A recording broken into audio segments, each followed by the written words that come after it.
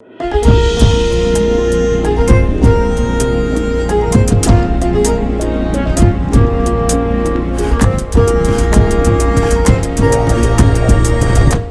ሰላምታችን በእያላችሁበት ይድረሳችሁ ውድ የፈታ ቤተሰቦች እንደምን ቆይታችኋል? የዕለተ ረቡዕ የምሽት መረጃዎችን ከዚህ አስከትለን እንነግራችኋለን። በቅድሚያም አርዕስቱን። በዛሬው ዕለት ከባድ የድሮን ትንቅንቅ ታይቷል። በአንድ ጊዜ በርካታ አካባቢዎችን ያካተተ ጥቃት በጦርነቱ ሂደት አንዱ ኃይል በአሸናፊነት ነጥሮ መውጣት እንደማይችል በግልጽ ያሳየ ነው ተብሏል። በኢትዮጵያና በግብጽ መካከል ያለው ፍጥጫ በአፍሪካ ቀንድ ላይ የዶናልድ ትራምፕን እቅድ በሙሉ መስቀልቅሉን ሊያወጣው እንደሚችል አንድ ጠንከር ያለ ቀጠናዊ ትንታኔ ጥብቅ ማሳሰቢያ ሰጥቶበታል። የአሜሪካው ፕሬዝዳንት ዶናልድ ትራምፕ በኢትዮጵያ፣ ግብጽ፣ ኤርትራ እንዲሁም ሶማሊያ ጉዳይ ከባድ አጣብቂኝ ውስጥ መሆናቸው ታውቋል። ይህንን የተመለከተም ይፋ የሆነ መረጃ አለ፣ እንመለስበታለን።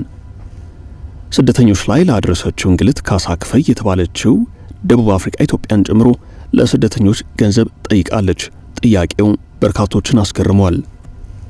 በመቀለ አንዲት ወጣትን በመግደል የዕድሜ ልክ እስራት የተፈረደባቸው ሰዎች ፍርዱ ሳይፈጸም እንዲሁ የመለቀቃቸው ጉዳይ ከባድ ቁጣ ቀስቅሷል። ይህን ጨምሮ በመግቢያው ያስተዋወቅናችሁን ጉዳዮች አሁን በዝርዝር መንገር እንጀምራለን። አብራችሁን ቆዩ።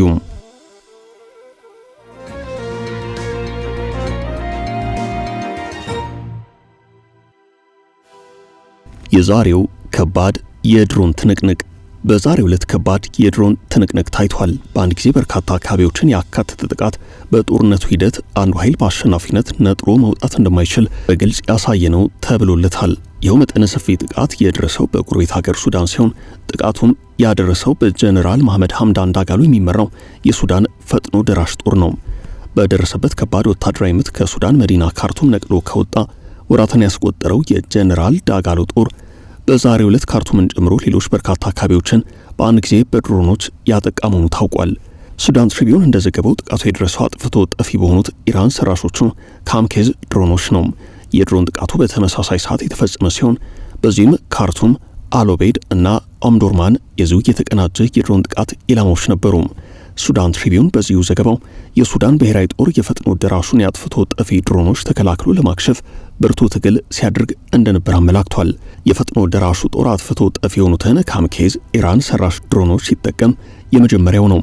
በሱዳን ሰሞኑን በሁለቱ ተፋላሚ ኃይላት መካከል የሚካሄደው የእግረኛ ፍልሚያ ከአንድ ወር ግድም በፊት በጀነራል አብደልፋታህ አልቡርሃን የሚመራው የሱዳን ብሔራዊ ጦር በመሐመድ ሐምዳን ዳጋሎ የሚመራውን የሱዳን ፈጥኖ ደራሽ ጦር ማሸነፍ በኢትዮጵያ ድንበር አቅራቢያ የምትገኘውን ብሉ ናይል ግዛት ተቆጣጥሮ ነበረም። በትናንትናው ዕለትና በዛሬው ዕለት ጭምር እየወጡ ያሉት መረጃዎች የሚያሳዩት የጀነራል ዳጋሎ ጦር ከሰሜን ሱዳን ነጻ አውጪ ጦር ጋር በጋራ በመሆን በከፍተው የመልሶ ማጥቃት እንቅስቃሴ ከብሉ ናይል ግዛት ውስጥ የተወሰኑትን መልሶ መቆጣጠር እንደቻለ ነው። ውጊያው አሁንም ቀጥሏል።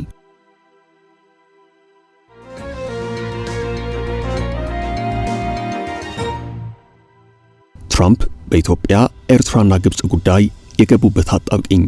በዛሬው ዕለት ይፋ የሆነ አንድ ቀጠናዊ ትንታኔ በኢትዮጵያና በግብጽ መካከል ያለው ፍጥጫ በአፍሪካ ቀንድ የዶናልድ ትራምፕን እቅድ ምስቅልቅሉን እንዳወጣው አመላክቷል። የአሜሪካው ፕሬዝዳንት በኢትዮጵያ፣ ግብጽ፣ ኤርትራ እንዲሁም ሶማሊያ ጉዳይ ከባድ አጣብቂኝ ውስጥ ናቸው ተብሏል። ታዋቂው ተንታኝ ጆናታን ፌንተን ሃርቪ ዛሬ ነሐሴ 6 ቀን 2018 ዓ.ም ባወጣውና የኢትዮጵያ መከላከያ ሰራዊት ጠቅላይ ኤታማዦር ሹም ፊልድ ማርሻል ብርሃኑ ጁላ በክብር ሰላምታ ሲሰጡ የሚያሳይ ምስል የታተመበት ጥልቅ የትንታኔ ሰነድ እንዳመላክተው ዋሽንግተን በአሁኑ ወቅት በአፍሪካ ቀንድ የምትከተለው ግልጽና ወጥ የሆነ ስትራቴጂ ማጣቷ በኢትዮጵያና በግብጽ የአባይ ወንዝ ውዝግብ፣ በባህር በር ፍለጋና በሶማሌ ጸጥታ ተልዕኮ ዙሪያ ለሚታዩት ውስብስብ ቀውሶች የተበታተነ ምላሽ እንድትሰጥ አድርጓታል። የስትራቴጂ አልባ አካሄድ ደግሞ አሜሪካ ልትርቃቸው የምትፈልጋቸውን ቀጠናዊ ወታደራዊ ፍጥጫዎች ይበልጥ እያጠነከራቸው ነው። አሜሪካ ባለፈው ግንቦት ወር ከኤርትራ ጋር የነበራትን የቀዘቀዘ ግንኙነት ለማደስና ማዕቀቦችን ለማንሳት ያሳየችው ፍንጭ ኢትዮጵያ ለባህር በር የምታደርገውን የኃይል አማራጭ እንቅስቃሴ ለመግታት የታለመ ተደርጎ ተወስዷል። በሌላ በኩል ደግሞ የውጭ ጉዳይ ሚኒስትሩ ማርክ ሩቢዮ ከኢትዮጵያ አቻቸው ጌዲዮን ጢሞቴዎስ ጋር በጸጥታና ንግድ ትብብር ላይ መምከራቸው በአስመራና በካይሮ በኩል አሜሪካ ለኢትዮጵያ ያደላች ነው የሚል አስተያየት አሰጥቷል። የትራምፕ ከፍተኛ የአፍሪካ ጉዳዮች አማካሪ ማሳዱ ቦሎስ የካይሮ ተከታታይ ምክክር ጸረ ኢትዮጵያ ጥምረት ነው በሚል ወቀሳ ቢጤ ሲሰጥበት ነበረም። የዋሽንግተን ሌላኛው አሳሳቢ ውሳኔ በሶማሊያ የሚገኘውን የተመድ የሎጂስቲክስ ድጋፍ ቢሮ በጀት ለማቋረጥ ማቀዷ ሲሆን ይህም የኢትዮጵያና የግብጽ ሰራዊት በአፍሪካ ህብረት ጥላ ስር በጋራ የሚያደርጉትን የሰላም ማስከበር ትብብር አደጋ ላይ ይጥለዋል ተብሏል። ይህ ቀውስ ሞቃዲሾ ከሁለቱም ሀገራት ጋር በተናጠል የሁለትዮሽ ስምምነት እንድትፈጥርና ሁለቱ ተቀናቃኞች በሶማሊያ ውስጥ ለተጽዕኖ የበላይነት ይበልጥ እንዲፋለሙ በር የሚከፍት ነው። የጂኦፖለቲካ ባለሙያው ካሜሮን ሃድሰን ለትንታኔው በሰጡት ቃል አሜሪካ እውነተኛ ስትራቴጂ ስለሌላት የምታደርጋቸው ውሳኔዎች በሙሉ የአንዱ ማሸነፍ የሌላው መሸነፍ ዜሮ ድምር እየሆኑ በመምጣታቸው የቀጠናው ወታደራዊ ፍጥጫ አሜሪካ ከምታደርገው ደካማ ዲፕሎማሲ በላይ በፍጥነት እየተስፋፋ ይገኛል። ባለፈው ዓመት ጠቅላይ ሚኒስትር አብይ አህመድ ከኤርትራ ጋር ጦርነት እንደማይኖር ቢገልጹም አሁን ግን ድንበር ላይ የሚታየው ወታደራዊ ንቅናቄና የቃላት ጦርነት የሰተት ስሌትና አዲስ ጦርነትን የመቀስቀስ ዕድሉ ከፍ ብሏል። የቀድሞ አሜሪካ ከፍተኛ ዲፕሎማት ዴቪድ ሺን እንዲሁም የፖለቲካ ተንታኞች እንደሚናገሩት ዋሽንግተን የናጣብቂኝ ለመፍታት በቀጠናው ካሉ አጋሮች ጋር በመሆን 4 ዋና ዋና የጋራ ስትራቴጂያዊ መፍትሄዎችን በአስቸኳይ መቅረጽ አለባት። በአባይ ወንዝ ጉዳይ በአፍሪካ ህብረት የሚመራ የድርቅ መከላከያ፣ የመረጃ ልውውጥና የውሃ መልቀቂያ ስምምነት በይፋ መደገፍ፣ በኢትዮጵያ የባህር በር ጥያቄ ላይ ደግሞ የቱርክን አደራዳሪነት በመጠቀም የሶማሊያ ሉዓላዊነት ያከበረ የንግድ ስምምነት እንዲመሰረት በዲፕሎማሲ ማገዝ ይኖርባታል ተብሏል። ከዚህ በተጨማሪ አሜሪካ ከኤርትራ ጋር የምታደርገውን የዲፕሎማሲ ግንኙነት ከቀጠናው ወታደራዊ ውጥረት መላላት ጋር በቀጥታ ማያያዝ እንዳለባት የገለጹት አምባሳደር ዴቪድ ሺን ዋሽንግተን ኢትዮጵያ አስተማማኝ የባህር በር የምታገኝበትና ኤርትራም ልትቀበለው የምትችለውን ማራኪ የኢኮኖሚ ማበረታቻ ያካተተ አዲስ የጋራ የውይይት መድረክ በይፋ ማዘጋጀት አለባት ብለዋል።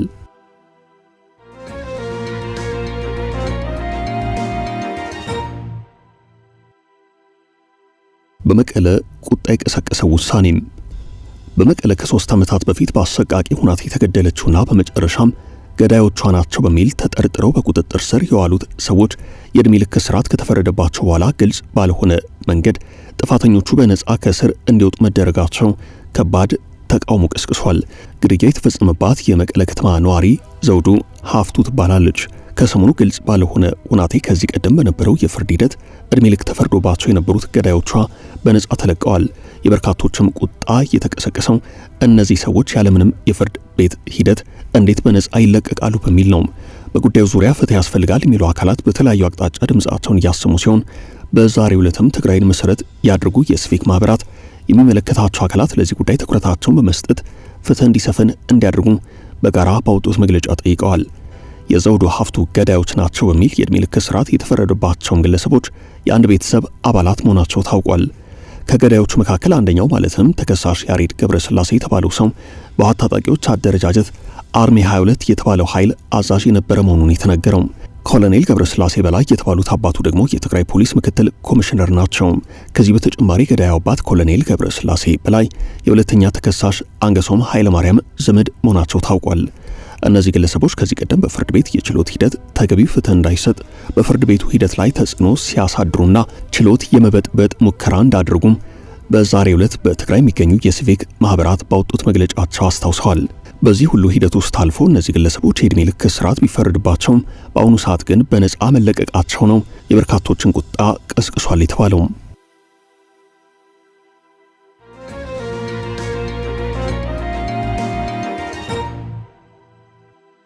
ደቡብ አፍሪካ ኢትዮጵያን ጨምሮ ከሌሎች የአፍሪካ ሀገራት ገንዘብ ጠየቀች።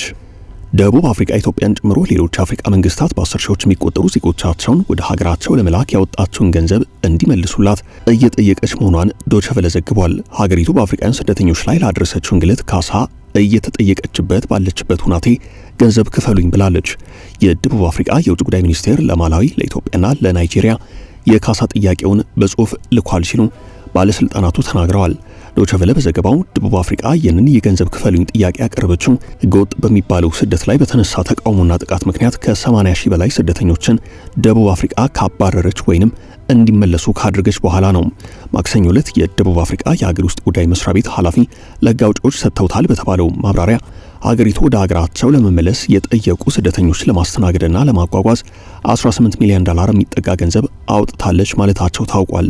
ኃላፊው ገንዘቡ የወጣው ስደተኞችን ለሚያጓጉዙ አውቶቡሶች፣ ለጊዜያዊ የስደተኞች መመለሻ ማዕከላት፣ ለሰራተኞች የትርፍ ሰዓት ስራና ለሌሎችም ጉዳዮች መሆኑን ተናግረዋል።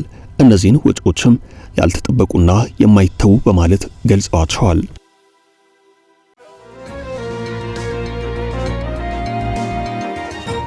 የሞት ፍርደኞቹ ሳይፈቱ ተጨማሪ ኢትዮጵያውያን ታሰሩ። በሳዑዲ አረቢያ እስር ቤቶች የሚገኙ ከ60 በላይ ኢትዮጵያውያን ፍትሐዊ የሕግ ድጋፍ ሳያገኙ የሞት ፍርድ ተበይኖባቸው የመጨረሻ ቀናቸውን በሰቆቃ እየጠበቁ ባለበት በአሁኑ ሰዓት ተጨማሪ ኢትዮጵያውያን ስደተኞች ለእስር ተዳርገዋል። የሳዑዲ አረቢያ የአሰርና የጃዛን ክልሎች የድንበር ጥበቃ ኃይላት በዛሬው ዕለት በሰጡት መግለጫ 8 የኢትዮጵያ ዜጎች በህገወጥ መንገድ እጾችን ወደ ሀገር ውስጥ ለማሻገር ሲንቀሳቀሱ እጅ ከፍንጅ ተይዘዋል። በሳዑዲ አረቢያ ጥብቅ ሕግ መሰረት እንደ ጫት፣ ሐሺሽ ያሉ እጾችን ማዛወር እጅግ ከባድ ወንጀል ነው። ጥፋተኛ የተባሉ ግለሰቦች እስከ ሞት ቅጣት ወይንም እስከ 15 ዓመታት በሚደርስ ጽኑ እስራት፣ ከፍተኛም የገንዘብ መቀጮና ከሀገር የመባረር እርምጃ ይጠብቃቸዋል። በየዓመቱ ከ100 ሺህ በላይ ኢትዮጵያውያን በድህነት በስራ እጥረትና በየአካባቢው ባሉ ግጭቶች ምክንያት የምስራቃዊውን የአደጋ ስደት መስመር በመከተል በጅቡቲና በየመን አቋርጠው ሳዑዲ ይገባሉ። ታዲያ በጉዞ ወቅት በአዘዋዋሪዎች ታግተው ተገደው እዳቸው ለመክፈል ጫት እንዲያስገቡ የሚገደዱ ሲሆን በኢትዮጵያ ህጋዊ በመሆኑ የሳዑዲን ህግ ክብደት ሳይረዱ ለከፍተኛ አደጋ ይዳረጋሉ። ይህ በዚህ እንዳለ ሲኤንኤን በቅርቡ ባወጣው አሳዛኝ መረጃ በደቡብ ምዕራብ ሳዑዲ አረቢያ የሚገኘው የሐሜስ ሞሻይት እስር ቤት የሚገኙ ኢትዮጵያውያን ያሉበትን አስከፊ ሁኔታ ያመላክቷል። ዘገባው በትግራይ ጦርነት ወቅት ከሀገር ወጥቶ በየመን በኩል ወደ ሳዑዲ የገባውና አማኑኤል የተባለውን ወጣት አሳዛኝ ታሪክ ዳሷል። ወጣቱ በሳዑዲ እረኝነት ሲሰራ ከቆየ በኋላ የአሰሪው ወገኖች መደበኛ ዕቃ እንደሆነ በመንገር የሰጡትን መኪና ሲነዳ ሐሺሽ ተገኝቶበት በቁጥጥር ስር ውሏል።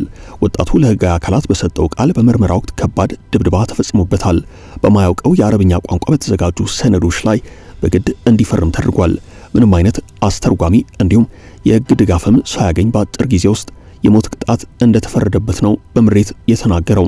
በአሁኑ ወቅት በዚሁ የሐሜስ ሞሻይት እስር ቤት ብቻ በጽና ተያያዥ ክሶች የሞት ፍርድ ተበይኖባቸው የሞት ቀናቸውን በሰቆቃ የሚጠብቁ 60 ገደማ ኢትዮጵያውያን በአንድ ጠባብ ክፍል ይገኛሉ። የዓለም አቀፍ የሰብአዊ መብት ተቋማት እንደሚናገሩት ሳዑዲ አረቢያ በየዓመቱ በእጽ ወንጀል የተከሰሱ በርካታ የውጭ ሀገራት ዜጎችን በስቅላትና በሰይፍ የምትቀጣ ሲሆን ከእነዚህ መካከል ፍትሐዊ የፍርድ ሂደት የማያገኙ ኢትዮጵያውያን ስደተኞች ከፍተኛውን ቁጥር እንደሚይዙ በጥናት ሰነዳቸው ላይ በጥብቅ አስፍረዋል።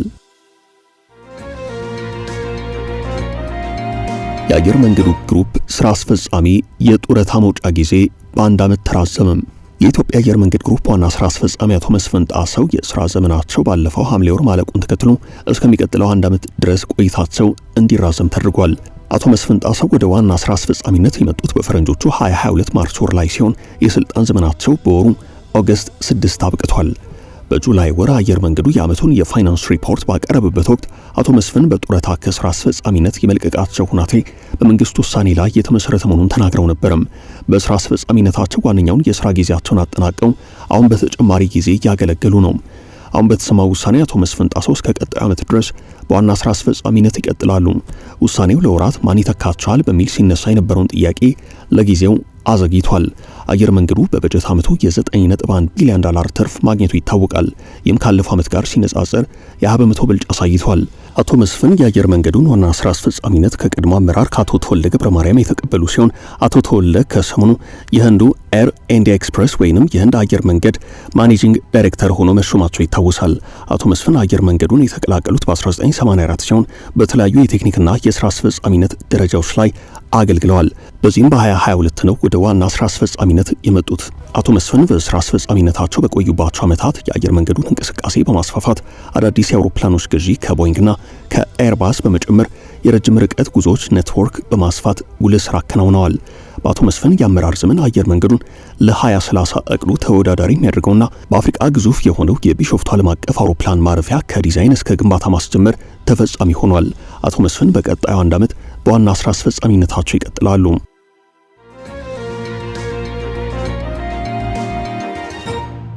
ጦሩ ይዞታውን ሊለቅ ነው። ጦሩ በድንበር ቀጠናዎች የመሸጋገሪያ ምሽግ አድርጎ የያዛቸውን 15 ስልታዊ ጦር ሰፈሮች ጨምሮ በአጠቃላይ 56 ቤዞችን ለቆ ሊወጣ ነው። በኢንሳይድ ሶማሊያ ይፋዊ ዘገባ መሰረት የአሳሳቢ ቀጠና ውሳኔ የተወሰደው የአሜሪካ መንግስት በሶማሊያ ለሚከናወኑ የሰላም ግንባታ ስራዎች ለተመድ የሎጂስቲክስ እቅድ የሚሰጠውን የገንዘብ ድጋፍ በሙሉ ለማቋረጥ መወሰኑን ተከትሎ ነው። የዓለም አቀፍ የገንዘብ ድጋፍ በአስቸኳይ ካልተገኘ ሰላም አስከባሪ ኃይሉ በሄርሻበሌ፣ በጁባላንድ፣ በደቡብ ምዕራብ ሶማሊያና በባናዴር ሞቃዲሾ ክልሎች የሚገኙትን ሁሉንም ይዞታዎች ጥሎ ለመውጣት ይገደዳል። በአሁኑ ወቅት በአውሶም ጥላ ስር በአጠቃላይ 11826 ወታደሮች የሚንቀሳቀሱ ሲሆን ዩጋንዳ 22፣ ኢትዮጵያ 15፣ ኬንያ 8፣ ጅቡቲ 6 እንዲሁም ቡሩንዲ 5 ወታደራዊ ጦር ሰፈሮችን በበላይነት ሲያስተዳድሩ ቆይተዋል።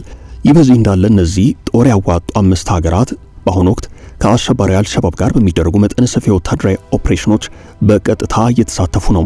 ከዚህ በተጨማሪም ሰራዊቱ የሶማሊያን ቁልፍ መሰረተ ልማቶች፣ የመንግስት ከፍተኛ ተቋማት፣ ዓለም አቀፍ አውሮፕላን ማረፊያዎች፣ የባህር ወደቦችን፣ የደህንነት ፍተሻ ኬላዎችንና የፕሬዝዳንቱን ቤተ መንግስት ኢላ ሶማሊያን የመጠበቅ ወሳኝ ኃላፊነት አለባቸው። በፈረንጆቹ እስከ ዲሴምበር 2026 ማብቂያ ድረስ ዓለም አቀፍ የበጀት መፍትሄ ካልተገኘ የኢትዮጵያን 15 ቤዞች ጨምሮ ሁሉም 56 የጦር ሰፈሮች በአንድ ጊዜ ሲለቀቁ አልሸባብ የተፈጠረውን ሰፊ የደህንነት ክፍተት በመጠቀም መላውን የአፍሪካ ቀንድ ወደ ከፋ የሽብር ቀውስ ሊከተው ይችላል የሚል ስጋት አለ።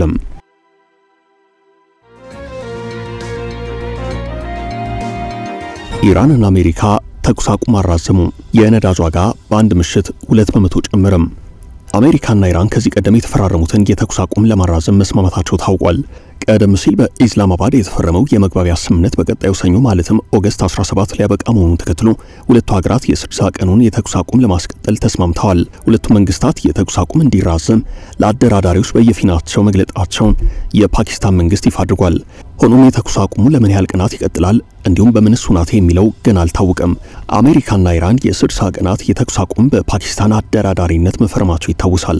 ቀጥሎ አጠቃላይ ስምምነት ላይ ለመድረስ ጁን 17 ንግግር እንደሚደረግ ቢታወቅም ያ ሳይሆን ቀርቶ ሁለቱ ሀገራት ዳግም ወደ ግጭት ማምራታቸው ይታወቃል። አሁን ድረስ በሆርሙዝ የባህር ሰርጥ የመርከቦች እንቅስቃሴ ደህንነት እንዲሁም ዋስትና ጉዳይ ሁለቱ ሀገራት ያልተስማሙበት ነው። ኢራን ሰርጡን መቆጣጠር እንደምትቀጥል ግልጽ አድርጋለች። ከአሜሪካ ውጭ የቀጠናው አረብ ሀገራት በተወሰነ መልኩ የኢራንን ቁጥጥር የተቀበሉ ሲሆን ኦማንና ኢራን ሆርሙዝን እንዲያስተዳድሩ ሐሳብ ቀርበው ተስማምተው ነበር። ኢራን ግን ከኦማን ጋር 50 በ50 ሰርጡ ማስተዳደር የሚለውን ሐሳብ አጣጥላለች። ከዚያ በኋላ ቁጥጥሩ በእርሷ በኩል ላቅ የሚልበትን አማራጭ ሐሳብ አቅርባ ከኦማን ጋር በመነጋገር ላይ ትገኛለች። የአሜሪካ ጦር አሁንም በሆርሙዝ ሰርጥ በኢራን መርከቦች ላይ የእንቅስቃሴ ገደብ የጣለ ሲሆን በትናንትናው ዕለት ይህንን እገዳ ለመጣስ በሞከረች መርከብ ላይ ተኩስ መክፈቱ ታውቋል። ባለፈው ወር ለ16 ቀናት ሁለቱ ኃይላት አንዳቸው በሌላኛቸው ላይ ጥቃት ሲፈጽሙ ተስተውለዋል። ኢራን በመካከለኛው ምስራቅ ባሉ እንደ ዮርዳኖስ፣ ባህረንና ኩዌት ባሉ ሀገራት ያሉ የአሜሪካ ጦር ይዞታዎችን ስትመታ፣ አሜሪካ በአንጻሩ በኢራን የወደብ ከተሞችና ሀገሪቱ ውስጥ ባሉ ጥልቅ ወታደራዊ ኢላማዎች ላይ በርካታ ፈንጂዎችን ጥላለች። ይህ በዚህ እንዳለ በትናንትናው ዕለት በቀይ ባህር በተፈጸመ የመርከብ ጥቃት በዓለም የነዳጅ ዋጋ ላይ የተወሰነ ለውጥ እንዲፈጠር አድርጓል። በዛሬው ዕለት የነዳጅ ዋጋ በሳምንቱ ከነበረበት በ2 በመቶ ጨምሮ ድፍድፍ የነዳጅ ዋጋ በበርሜል ከ$90 መብለጡ ነው የተነገረው። ዝንላችሁን ርዕሰ ጉዳዮች እዚህ ላይ ቋጨን።